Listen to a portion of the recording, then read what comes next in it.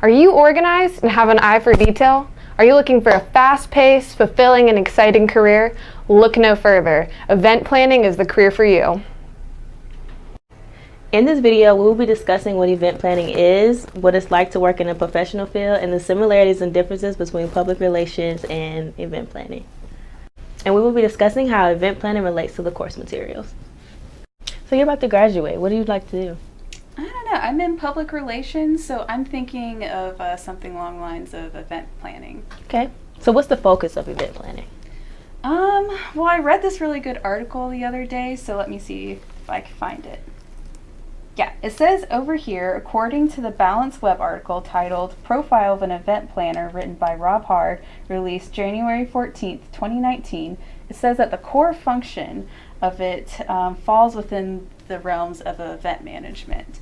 So when you work in event management, you'll be planning and executing, evaluating stuff for like nonprofits, the government, and even like other social events for companies. And if you want to be at the top of the field, it really requires you to have strong organizational, budgeting, and creative skills, which I think is pretty cool. That sounds very interesting. What do you have to do today? Yeah.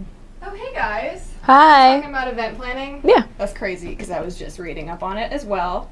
According to the BLPR, the difference between event planning and public relations is reputation management. And Really? Event planning is project management. I decided to go to Greenville and talk to my friend Michaela that I interned with last semester and talk more about event planning, ask her some questions that I got from class, and ask her about her job more.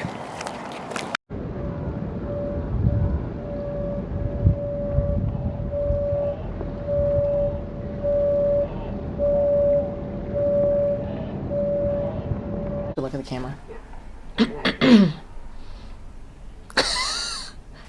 Hey, I'm Michaela Leach. I'm the Director of Sales for Table 301. Michaela, how did you get into event planning? Like, what made you decide you wanted to do it?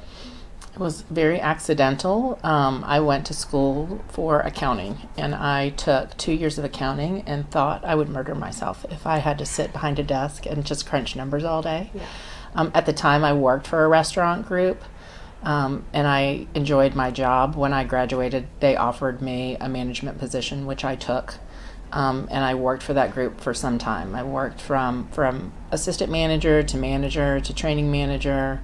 I liked being a training manager, and then after that, area supervisor. I hated being an area supervisor. I thought I would never do that ever again. Yeah. I had a baby at the time, so I left.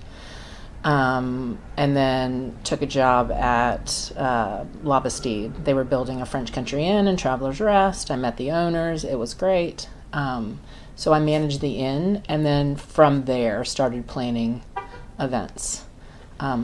Little events, big events, weddings, and loved it. And I kind of stuck with it after that. Perfect. So in public relations, we learned that anyone wanting to get into the public relations field, you don't necessarily have to major. So it goes for the same way for event planning. You can kind of just fall into it if you have a knack for it.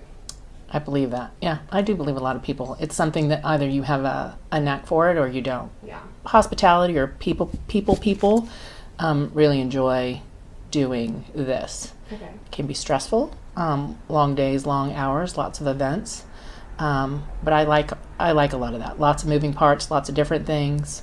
I think I've done a lot of fun things because of my job. So that's why I think I've stayed with this, or have done this for a long time. Not just met lots of people, brides. I've met celebrities. We've gone to the Masters. How would you describe your job objective on a resume? Like, day to day, you come in, you get on Cateries, which is the system you guys use to plan all of your events, stay connected with your employees. What would you do when you came in the morning? A lot of times it's answering phone calls or messages, answering emails. A lot of companies have to go out and do a lot of prospecting. Table 301 is a large company, so for me, I'm very fortunate to have a job where a lot of that actually comes to me. So it keeps me busy, keeping up with email inquiries and phone calls and people wanting to do lots of different events downtown, and Table 301 has a great reputation. So that makes it easier for me. If it wasn't, if you're not here a lot of the day-to-day, you would probably be out prospecting, going to lots of different client events, trying to pick up and get lots of brides and whatever leads you can get from business people.